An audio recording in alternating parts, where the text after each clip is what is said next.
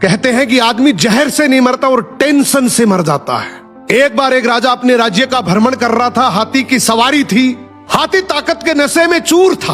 हाथी ने ध्यान नहीं दिया और उसकी सूंड से एक मस्त मोला फकीर का कटोरा गिर गया।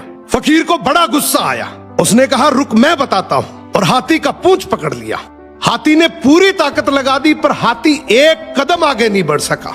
राजा ने पीछे मुड़ के देखा तो फकीर के हाथ में हाथी का पूंछ था। राजा को बड़ा अचंभा हुआ कि एक फकीर में इतनी ताकत। राजा फकीर के पास गया और बोला, आपकी जगह फुटपाथ पे नहीं, आपकी जगह तो राज दरबार में होनी चाहिए। आप इतने ताकतवर हैं, आप हमारे साथ चलिए। आपको कुछ नहीं करना, केवल राज दरबार के राज मंदिर में एक दीपक जलाना है, सुबह 4 बजे उठना है और आरती करनी है। फकीर ने कहा, ठीक है, अच्छा खाने पीने को मिलेगा। थोड़े दिन बीते कि एक दूसरे राज्य का राजा से मिलने आया। राजा ने रौब जमाने के लिए बातों ही बातों में बोल दिया कि हमारे राज्य की सेना और प्रजा की तो बहुत दूर की बात है, हमारे राज्य के तो फकीर भी इतने ताकतवर हैं कि एक बार तो हाथी को भी पकड़ ले तो हाथी भी एक कदम नहीं बढ़ सकता। दूसरे राज्य के राजा ने बोला, भी हमें तो दिखाओ तब माने। राजा ने फकीर को बुलाया और कहा, नाक का सवाल है, ध्यान रखना। फकीर ने कहा, ठीक है, हाथी को बुलाओ। फकीर ने हाथी का पूंछ पकड़ा मगर इस बार पासा पलट चुका था। हाथी फकीर को घसीटते हुए ले गया।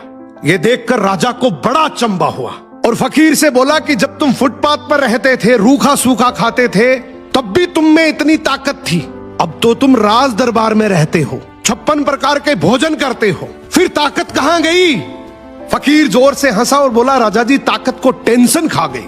पहले मेरे कोई टेंशन नहीं थी, कब उठना है, कब जागना है, कब सोना है।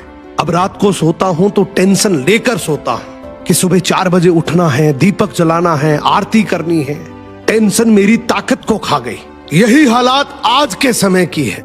हम सोते हैं तो हर दिन हजारों टेंशन लेकर सोते हैं जो हजारों बीमारियों को न्योता देती है, जबकि हमें पता है कि टेंशन करने से कुछ नहीं होगा। वही होगा जो भगवान को मंजूर है। फिर टेंशन करने का क्या फायदा? सो मेहनत पे भरोसा रखो, टेंशन करने से कोई फायदा नहीं है। टेंशन आदमी का शरीर दीमक की तरह खा जाती है।